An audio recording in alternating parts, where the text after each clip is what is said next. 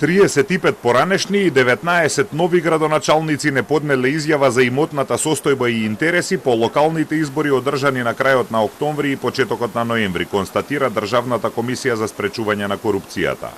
Сепак дел од имињата од двата списоци се преклопуваат, зашто се работи за старо-нови градоначалници.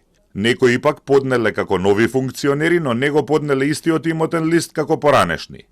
Меѓу најзвучните имиња кои не поднеле анкетен лист се поранешната градоначалничка на Скопје Данела Арсовска, но и новиот градоначалник Орце Ѓорѓиевски.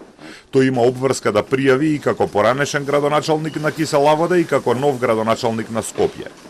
Во кабинетот на Ѓорѓиевски велат дека кај него нема суштински промени во имотот во однос на податоците кога бил градоначалник на Кисела Вода. Поради интензивните работни обврски поврзани со преземањето на функцијата градоначалник на град Скопје и итното ставање во ред на состојбите затекнати во градот, кои беа во алармантно лоша состојба, во изминатиот период не беше поднесен анкетниот лист до Државната комисија за спречување на корупцијата.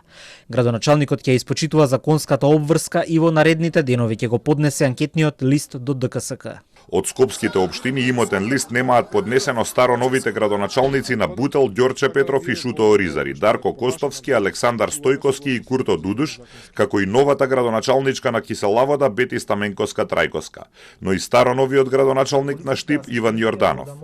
Анкетен лист не поднеле ниту новоизбраните градоначалници на Кичево и Струга Александар Јовановски и Менди Ќура.